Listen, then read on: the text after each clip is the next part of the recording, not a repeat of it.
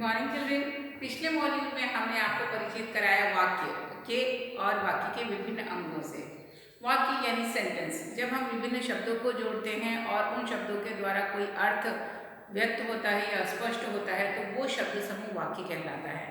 वाक्य के दो हिस्से होते हैं यानी कि दो अंग होते हैं जिन्हें कि हम उद्देश्य और विधेय कहते हैं। जिनके बारे में बात की जा रही होती है वो उद्देश्य यानी कि कर्ता कहलाते हैं और जो बात की जाती है उद्देश्य के बारे में वह विधेय कहलाता है। तो उद्देश्य और विधेय हमने जान लिया, वाक्य के अंग। अब बात करते हैं वाक्य के प्रकारों की। वाक्य कितने प्रकार के होते हैं? तो आपने बहुत सारे, आप कई बार प्रश्न बनाते हो, प्रश्न सूचक वाक्य बनाते हो जिससे आप परिचित हो।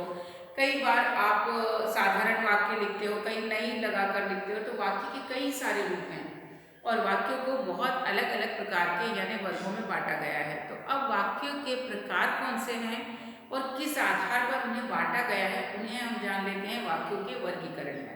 तो चलिए देखते हैं वाक्यों का वर्गीकरण, यानी कि वाक्यों को कितनी कैटेगरी या वर्गों में हमने बांटा है। तो वाक्य को दो कैटेगरी यानी दो वर्गों में बांटा गया है। वो है एक अर्थ के आधार पर उनका एक अलग रूप है। अर्थ के आधार पर जब हम वाक्य की बात करते हैं तो वो उनके प्रकार अलग कहलाते हैं। और दूसरा आधार है रचना के आधार पर। अगर बात करें कि वाक्य कितने प्रकार के होते हैं तो रचना के आधार पर तीन वाक्य अलग वाक्य के तीन प्रकार होते हैं। अब यहाँ पर वाक्य के जो भेद, जो प्रकार हैं, वो अर्थ के आधार पर इतने सारे क्यों हैं और रचना के आधार पर इतने कम क्यों हैं और दोनों में अंतर क्या है और क्यों है ये ऐसा। तो वाक्य की जब रचना की जाती है, वाक्य जब लिखते हैं तो भाषा के व्याकरण के हिसाब से उसके मुख्य रूप से तीन भेद माने जाते हैं। रचना कि उसका कंस्ट्रक्शन कैसे किया है, उसमें क्या लिखा गया है, किसको किससे जोड़ा गया है। तो उस आधार पर जब हम बात करते हैं तो वहाँ पर तीन प्रकार के वाक्य होते हैं: सरल वाक्य, संयुक्त वाक्य और मिश्र वाक्य। जैसे कि नाम से पता पड़ रहा है कि साधारण होता है जिसमें एक ही कर्ता हो रहा है, काम करने वाला, और एक ही काम हो रहा है, सरल वाक्य हो रहा है। संयुक्त वाक्य जैसे कि उसमें जोड़ने वाली बात आ रही है, संयुक्त तो उसमें कुछ जोड़ा जाता है, शब्दों का कुछ जोड़ घटाव होता है। क्या होता है डिटेल में हम समझेंगे। तो संयुक्त वाक्य होता है जो दो सेंटेंस जो वाक्यों को मिला के बनता है। और मिश्र वाक्य इस प्रकार से एक मेन होता है वाक्य, दूसरा उसका आश्रित होता है, कुछ आपस में मिक्स हो जाते हैं, उनको अलग नहीं कर सकते।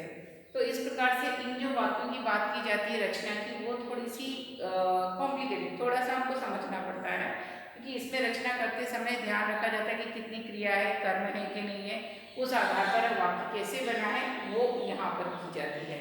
अब जब बात करते हैं अर्थ के आधार पर वाक्य, तो अर्थ के आधार पर वाक्य में सिर्फ आपको ये पहचानना होता है कि उस वाक्य के द्वारा क्या कहने का प्रयास किया जा रहा है, क्या अर्थ निकल रहा है उस वाक्य का। तो उस आधार पर अर्थ के आधार पर वाक्य को 8 हिस्सों में बांटा है, जैसे कि विधानवाचक, निषेधवाचक, प्रश्नवाचक, इच्छावाचक, संदेहवाचक, संकेतवाचक, आज्ञावाचक और विस्मयवाचक। यानी कि हर एक वाक्य का एक अलग रूप होता है। कहीं पर नॉर्मल बात की जाती है, कहीं पर मना किया जाता है, कहीं प्रश्न अगर आता है तो अगर वाक्य से किसी की इच्छा प्रस्तुत हो रही है तो इच्छावाचक, अगर किसी चीज़ के संदेह होने का डाउट हो तो संदेहवाचक, संकेत में सिचुएशन स्थिति बताई जाती है तो इसके अनुसार वाक्य होता है। आज्ञावाचक में किसी को आज्ञा दी जाती है और विस्मयवाचक में कहीं पर आश्चर्य आदि का बोध होता है। तो इस प्रकार से यहाँ पर इन सारे वाक्यों में अर्थ, वाक्य को पढ़कर जो अर्थ आपको प्राप्त होता है उसके आधार पर वाक्य की रचना होती है और उसे ही आप वाक्य का भेद मानते हो, अर्थ से समझते हो, अर्थ से पहचानते हो। और यहाँ पर वाक्य की रचना के आधार पर इनके भेद है कि किस प्रकार से इन वाक्यों में कर्ता कर्म का प्रयोग किया जा रहा है, इनकी रचना की गई है। तो इनके नाम लिख लीजिए, आपको नाम सारे याद होना चाहिए। आपसे पूछा जा सकता है कि अर्थ के आधार पर वाक्य के कितने भेद हैं या रचना के आधार पर कितने हैं। हम एक एक वाक्य के भेद को आपको उदाहरणों के माध्यम से समझा देंगे ताकि आप इनसे भली प्रकार परिचित हो पाए। फिलहाल आपको करना क्या है, वाक्य की परिभाषा और उदाहरण के नीचे वाक्यों का वर्गीकरण डाल के इसका प्रवाह आरेख याद कर लीजिए। आपको अगर ये याद रहेगा तो इन शब्दों के फिर हम आगे और विस्तृत में चर्चा आगे के मॉड्यूल में करेंगे।